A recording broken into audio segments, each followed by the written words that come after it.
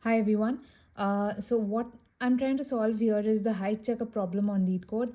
The height checker problem basically is so if there are these heights in this array, and we need to check whether this is in the correct order. And the correct order would be the non-decreasing order, and these are the constraints.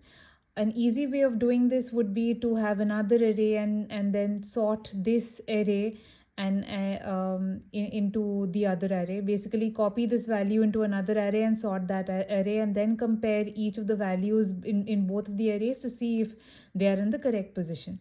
But the problem with that solution is that any of these sorting algorithms are generally O of n log n. We don't want to do that.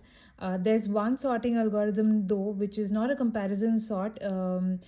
It's called the counting sort or the bucket sort. It doesn't compare between the previous value to or any other value to sort.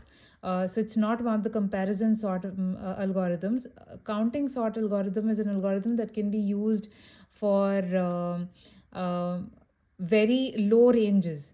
But it's an O of n algorithm. It does take linear extra space though. So let's see how this can be solved. So these are the constraints, and ideally I would take a array this long and an extra array this long, but right now for simplicity's sake I'll just take an array of length 7, so there'll be 6 spaces to it. So basically 1 plus whatever is here is what I'm going to take right now.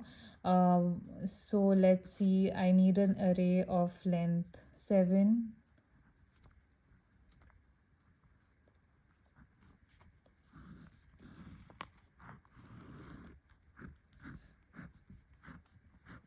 This is our extra array.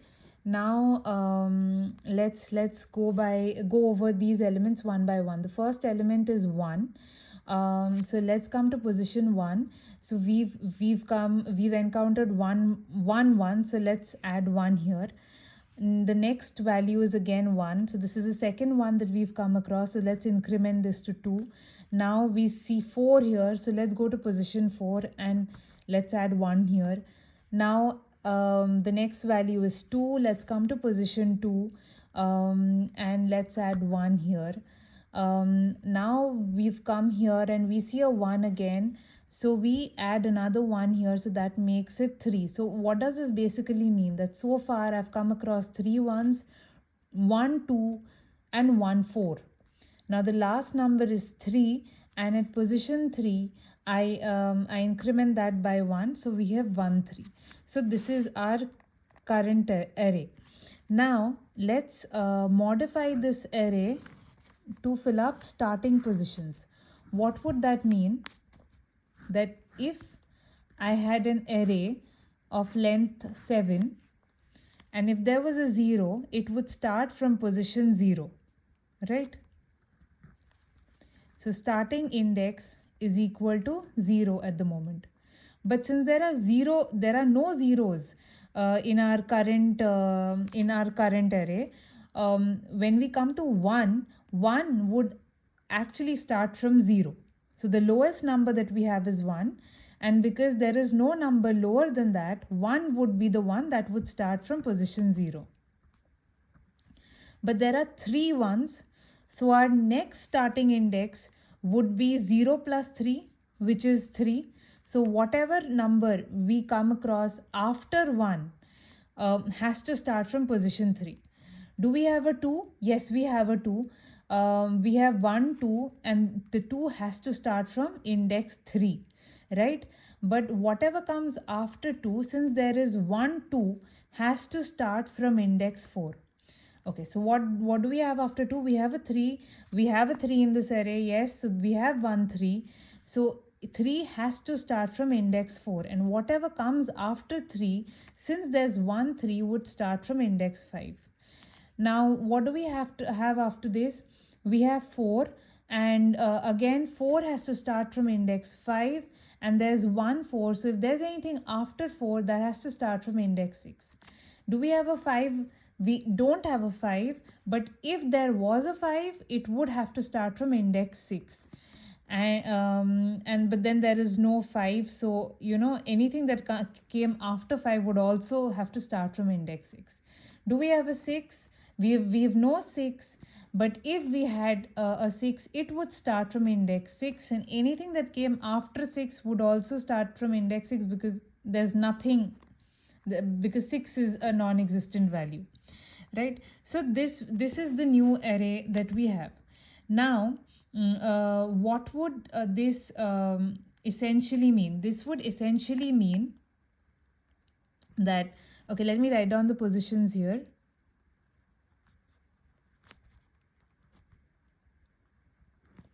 So what would this essentially mean? This would mean that if I have a 1, which I do have a 1, right?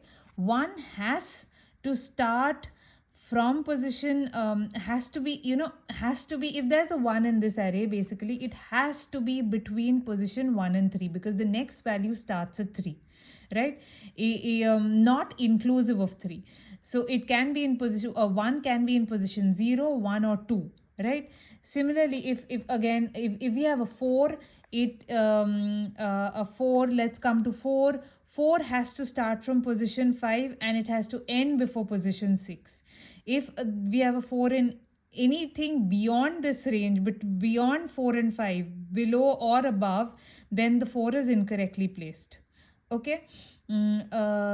So let's come here now and let's compare. Okay, 1 is at position 0, and where can 1 belong? 1 can belong between 0 and 3. Okay, it can belong between 0 and 3, and where is it? It's at 0, so it is at correct position.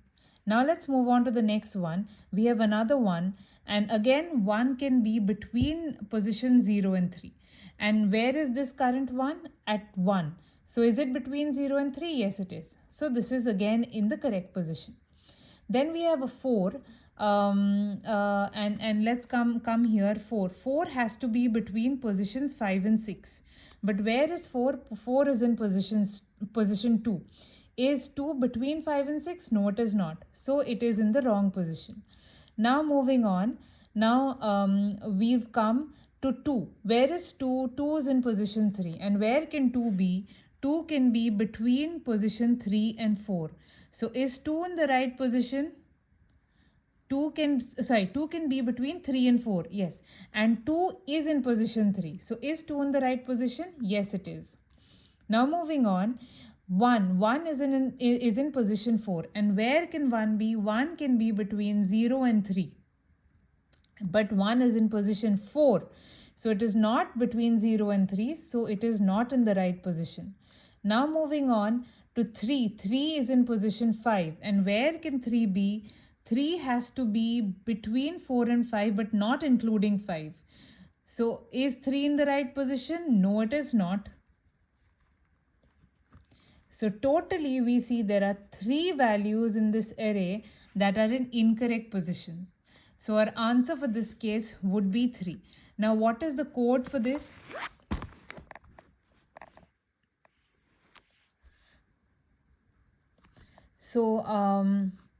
So we have an extra array.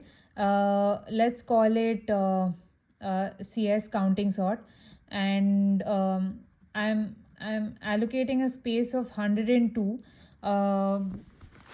because I'd like to. So the constraint, we have a constraint of 100. Now 102, because I'd like to compare with position 101. So the length basically would be 102. Like in this case, when I'm here, I am though I have a max of say max length of 6. There are 6 spaces. I've taken an extra space because when I'm here, I'm able to compare with the next one, right? Even for the last index, I have something to compare to see, to get the range values. Which is why in case of if I has to go up to 100, I need to check with 101, and because I'm starting with 0, for simplicity's sake, I'm taking a net array size of 102. So I have a array called counting sort, which is this, and then I take another variable called mismatched.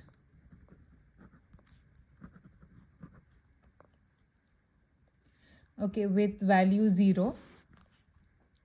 Now, first thing that I'm going to do is I'm going to form this first array. So I'm going to see the number of occurrences, and I will keep incrementing the values to form this array. So how would I do that? I would go through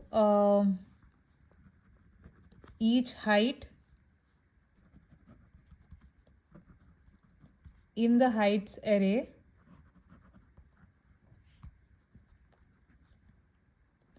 and in the counting sort array I would increment the value. Okay, the next thing that we have to do is form this array. Okay, so what do I need now? I need the starting index and the ending index. So how would I do that? So to start with, I will set a starting index of 0, and for int I is equal to 0, I less than 102, I plus plus, I'm going to save the current value in the CS array into a temp variable, and for the current value in the CS array, the starting position should be starting index, and the next starting index should be whatever is the current starting index plus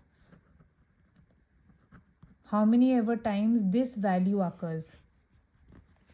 So for example, the starting index for 1 is 0, but 1 occurs thrice. So the next value, the starting index would become 0 plus 3, so which is 3, right? That's what happens in this loop. And for the last one, where we are comparing whether this lies in range, this lies in range, we have one final loop that sets the value for mismatched. So what do we have? We have for int I equal to 0, I less than heights dot length I plus plus, if I is greater than equal to counting sort heights I, right? And I is less than the next value, which is counting sort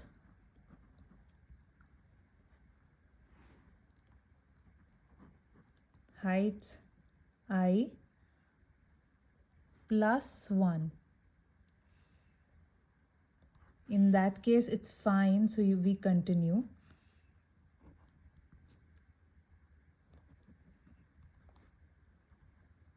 Right? Or else we increment mismatched. And at the end of it, we return